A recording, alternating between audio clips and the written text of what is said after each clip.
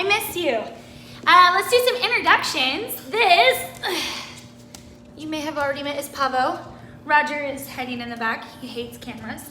And this is my daughter, Madeline. Hello. Okay, so today what we're going to teach you about is a independent clause and a dependent clause. And so I am going to be using my puppies and my daughter to help prove a point. What is wrong with my hair?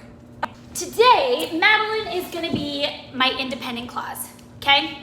And Pavo here, yes, I love you, is my dependent clause, okay? I would make him hold this, but I don't feel like it would go very well. Roger, you're ruining everything. Mwah. Okay, so to understand an independent and a dependent clause, you have to look at the actual word. Go, for now, you're free. Okay, independent means free, you can do what you want. How else would you describe independent?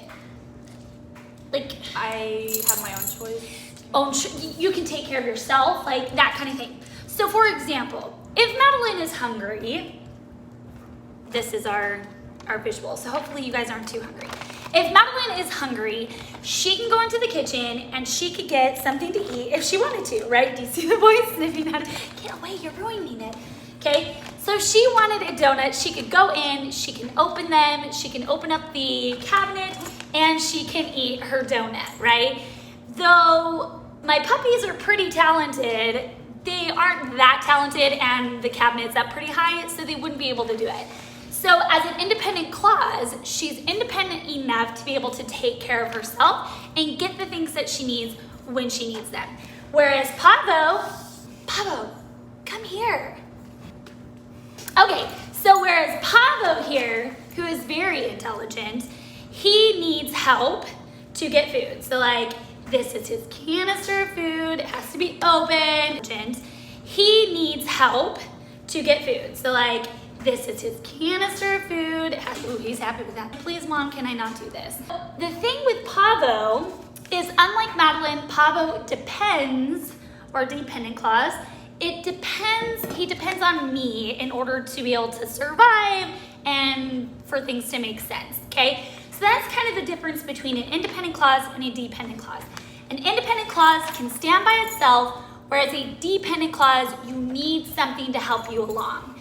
And I'll get into that in just a second. Whoop. Put this now on paper for you guys so that you guys can kind of see what I mean by this. Okay, so we're gonna still use Madeline and Pavo as the example. So I have here Madeline can get her own food. Okay, so we can see, while Pavo can't. Okay. So if we were to look at this in two sections, this is how we know if it's an independent clause and a dependent clause. So if we were to cover this right here, Madeline can get her own food. If I put a period there, this sentence would make sense. There's nothing that you need to add in. There's no other extra information. Whereas if I were to cover this and I only said, while Pavo can't, we wouldn't know what he couldn't do.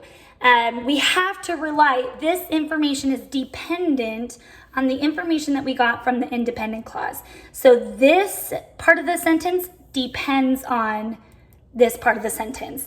So just to kind of label it out for you, we have here, this part is our independent, clause. Okay,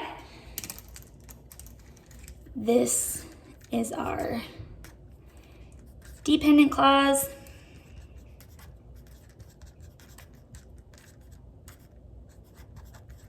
Right here. And you always need some kind of word that connects the two together. This is where your subordinating and coordinating conjunctions come into play. This one is a subordinating conjunction. We learned about these a little while ago. I'm going to circle it. You guys will probably remember it by AWUBIS. So we have A, W, W, U, B, B, I, S. Okay, so this is independent and a dependent.